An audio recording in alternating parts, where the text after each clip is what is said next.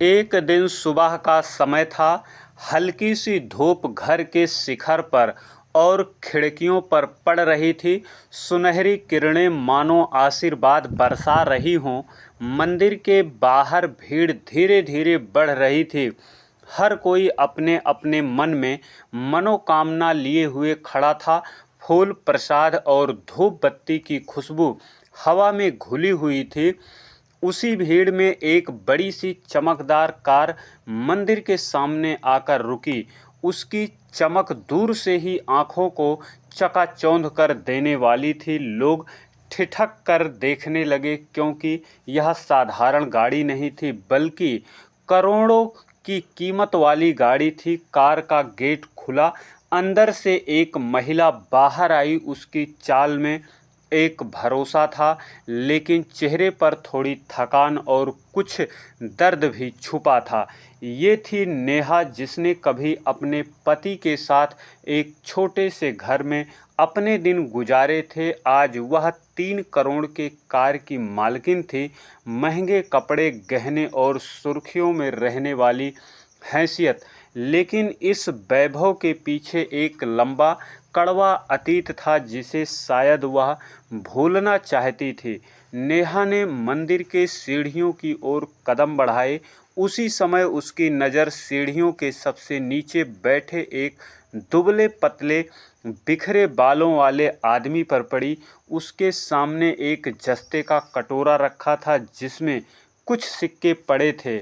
वह आदमी भीख मांग रहा था। नेहा की आंखें उस पर टिक गई। उसके ओंठों पर एक हल्की सी सिकन दौड़ गई। वह चेहरा वही था जिसे वही कभी दिन रात देखती थी।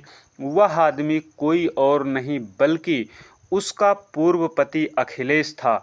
अखिलेश कभी उस शहर का सबसे बड़ा व्यापारी था। बेहतर ब्रांडेड कपड़े, अच्छी बातचीत, लोगों में व्यवहार। लेकिन आज वह फटे पुराने कपड़ों में नंगे पांव मंदिर की सीढ़ियों पर बैठा था। उसकी आंखों में थकान, चेहरे पर भूख की लकीरें और होठों पर रोती हुई मुस्कान थी। नेहा का दिल तेजी से धड़कने लगा। उसे समझ नहीं आया आगे बढ़े या पीछे हटें। भीड़ के शोर के बीच अचानक अखिलेश की नज़र नेहा पर पड़ी। कुछ पल के लिए आंखें मिली और समय जैसे रुक गया। नेहा ने सोचा कि जैसे वह नज़रें फेर ले, लेकिन कुछ था जो उसे वही रोक रखा था। अखिलेश का चेहरा थोड़ा सा हिला। ऐसा लगा जैसे वो कुछ कहना चाह रहे हैं, लेकिन आवाज़ गले में रुक गई। दोस्तों, आप हमारे चैनल पर नए हैं तो चैनल को सब्सक्राइब ज़रूर करें, जिससे हमारा हौसला बढ़ता रहे। नेहा ने गहरी सांस ली, फिर आगे बढ़ी। वह अखिलेश के सामने खड़ी हो गई। दोनों के बीच एक अजीब सी खामोशी थी। लोगों की आवाज़, मंदिर के घंटियों की आवाज़, सब ऐसा लगा कि जैसे दूर चली गई हों। नेहा के दिल में पुराने दिन याद आने लगे। कैसे उन्होंने मिलकर अखिलेश के साथ जीवन की शुरुआत की थी, कैसे दोनों ने मुश्किल वक्त में एक दूसरे का साथ दिया, और फिर कैसे सब बिखर गया। अखिलेश की आंखों में आंसू थे, लेकिन उसने कोई शिकायत नहीं की, बस एक हल्की सी थकान, एक हार जाने का भाव। नेहा बोली, तुम यहाँ? अखिलेश ने थोड़ी सी मुस्कान में कहा, जिंदगी ने वहीं पहुँचा दिया जहाँ मुझे होना चाहिए था। नेहा का गला भर आया। वह चाह कर भी कुछ बोल ना पा रही थी। उसे याद आया जब तलाक के समय अखिलेश ने कुछ भी मांगा नहीं था, बल्कि खाली हाथ चला गया था। उस समय नेहा को लगा था कि वह अपने अहंकार में है, लेकिन आज यह हालत देखकर समझ आ रहा था कि उसके पास सच में कुछ भी नहीं बचा था। पास खड़े एक बुजुर्ग ने धीरे से कहा, बिटिया, ये तो महीनों से यहीं बैठे हैं, खाना कोई ना कोई दे जाता है, कभी मंदिर की सफाई कर देते हैं। नेहा का मन बेचैन हो गया। वह कुछ सोच भी नहीं पा रही थी कि इस समय क्या करें। उसका मन कह रहा था कि अखिलेश को लेकर अपने साथ चली जाएं, पर अतीत की कुछ बातें उसे रोक रही थी। अखिलेश ने उसकी ओर देखकर बोला, तुम्हारी जिंदगी अब बहुत आगे बढ़ गई है नेहा, तुम मुझे देखकर परेशान मत हो। लेकिन नेहा के दिल में कुछ टूट रहा था। वह जानती थी कि यह वही आदमी है जिसने कभी उसके सपनों के लिए रातें कुर्बान कर दी थी। उसी समय मंदिर की घंटी जोर से बजी और नेहा को लगा जैसे भगवान ने उसे कुछ कह दिया हो। उसने बिना कुछ कहे अपने पर्स से पैसे निकालकर अखिलेश के कटोरे में रखने लगी, लेकिन अखिलेश ने हाथ रोक लिया। नहीं नेहा, मैंने कभी तुमसे भीख नहीं मांगी और आज भी नहीं मांगूंगा, उसने धीमी आवाज में कहा। नेहा ने उसकी आंखों में देखा और उन आंखों में एक अजीब सा गर्व था जो शायद सारी गरीबी के बाद बचा था। भीड़ में कुछ लोग यह दृश्य देखकर फुसफुसाने लगे। कोई कह रहा था, अरे ये तो वही है जो कभी बड़े आदमी थी। कोई दूसरा कह रहा था, कितनी बड़ी गाड़ी से आई होगी और उसका पति इस हालात में। नेहा के दिल में यह बातें गूंज रही थी, पर वह किसी को जवाब नहीं देना चाहती थी। उसने अखिलेश से इतना कहा, मैं कल फिर आऊँगी, तुम यहीं पर रहना।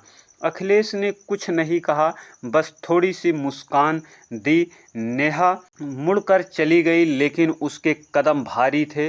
वह कार में बैठी, कार को चालू किया, फिर वह चली गई। लेकिन जाते जाते उसने शीशे में पीछे देखा। अखिलेश वहीं बैठा था, जैसे उस आने जाने से कोई फर्क नहीं पड़ा हो। रास्ते में नेहा के दिमाग में सवाल ही सवाल चल रहे थे। उसने सोचा, अखिलेश यहाँ तक कैसे पहुँचा? उसके पास तो सब कुछ था, फिर ये दिन कैसे आया? क्या उसने कभी मदद मांगी हो और नेहा ने अनदेखा कर दिया हो, या फिर उसकी ज़िंदगी में कुछ ऐसा हुआ जो किसी को पता नहीं? दूसरे दिन नेहा ने अपने मन में अजीब सी बेचैनी लेकर मंदिर पहुंची। सूरज की रोशनी इस बार भी मंदिर के शिखर को चूम रही थी, पर नेहा के दिल में थोड़ी सी घबराहट थी। वह जानना चाहती थी कि आखिर अखिलेश की ज़िंदगी इस मोड़ पर कैसे आ गई। उसकी नज़रें उस भीड़ में उसे ढूंढ रही थी। जैसे वह सीढ़ियों के नीचे पहुंची तो वहां अखिलेश नहीं था, केवल खाली जगह और धूल उड़ती हवा आती थी। पास ही बैठा एक बूढ़ा भिखारी बोला, बिटिया, वो सुबह सुबह ही यहाँ से चले गए थे। नेहा ने पूछा, कहाँ? बुजुर्ग ने कंधे उचका दिए। कोई बता रहा था पुराने घाट की तरफ गए हैं। नेहा बिना देर किए हुए वहां पर पहुंची। घाट के किनारे पानी पर धूप की सुनहरी किरणें तैर रही थी। कुछ नाव धीरे धीरे चल रही थी। किनारे अखिलेश बैठा था, हाथ में कुछ बुक पकड़े, जैसे किसी गहरे ख्वाब में डूबा हो। नेहा उसके पास गई, धीरी सी आवाज में बोली, तुम कल मंदिर में क्यों नहीं थे? अखिलेश उसकी तरफ बिना देखे कहा, रोज रोज एक जगह बैठना अच्छा नहीं होता, कभी कभी दिल चाहता है कि किसी और जगह बैठा जाए। नेहा ने बुक की तरफ इशारा किया, ये क्या है? अखिलेश ने हंसकर कहा, मेरे अधूरे सपने और कुछ यादें। उसने पन्ने पलटे, जिनमें पुराने दिनों की तस्वीरें, नेहा के साथ बिताए पल, उनके छोटे से घर की रसीदें और कुछ लिखी हुई किताबें थीं। नेहा की आंखें भर आईं। तुम्हारे साथ ऐसा क्या हुआ अखिलेश? तुम तो एक सफल इंसान थे, लोग तुम्हारी मिसाल देते थे। अखिलेश ने गहरी सांस ली और बोला, सच कहूँ नेहा, सब कुछ खोने में समय नहीं लगता। एक छोटी सी गलती, फिर सब कुछ खत्म। उसकी आवाज़ में दर्द था, लेकिन साथ ही अजीब सा ठहराव भी। अखिलेश ने नेहा की ओर देखा। उसकी आंखों में कृतज्ञता थी, पर वह कुछ बोला नहीं। नेहा ने कहा, आज से तुम्हें मंदिर के पास भीख नहीं मांगनी पड़ेगी। मैं तुम्हारे बच्चों का स्कूल का खर्च उठाऊंगी और तुम्हारे लिए एक जगह बनवाऊंगी जहां तुम पढ़ा सको। अखिलेश ने सिर हिलाया। अगर ये मदद बच्चों के लिए है तो मुझे मंजूर है, लेकिन मेरे लिए कुछ मत करना नेहा, मैं अपने जीवन के संघर्ष की लड़ाई खुद लड़ूंगा। नेहा ने थोड़ा से मुस्कुराई। तुम्हारी ये जिद मुझे कभी हारने नहीं देगी। उस दिन शाम को घाट के किनारे बैठकर दोनों ने बहुत देर तक बातें की। पुराने दिनों की यादें, टूटे सपने और नए रास्तों की चर्चा होती रही। नेहा समझ चुकी थी कि कभी कभी रिश्ते तलाक के बाद भी खत्म नहीं होते अगर उसमें सम्मान और अपनापन बाकी हो। सूरज धीरे धीरे डूबने लगा। आसमान में लालिमा फैल गई। अखिलेश बच्चों को छोड़ रहा था। नेहा उसकी आंखों में एक अलग चमक देख रही थी। ये चमक गरीबी से नहीं बुझ सकती थी, क्योंकि यह आत्मसम्मान और सच्चाई से भरी थी। घर लौटते वक्त नेहा ने ठान लिया था कि वह अब हर हफ्ते यहाँ आएगी, इन बच्चों के साथ अपना कुछ समय बिताएगी, अखिलेश को अकेला महसूस नहीं होने देगी। जिंदगी ने उन्हें कई अलग रास्तों पर डाल दिया था, पर मंजिल एक ही थी, लोगों के चेहरों पर मुस्कान लाना। अगर यह कहानी पसंद आई हो तो चैनल को सब्सक्राइब करना ना भूलें, ताकि हमारी अगली कहानियाँ आप तक पहुँचती रहे।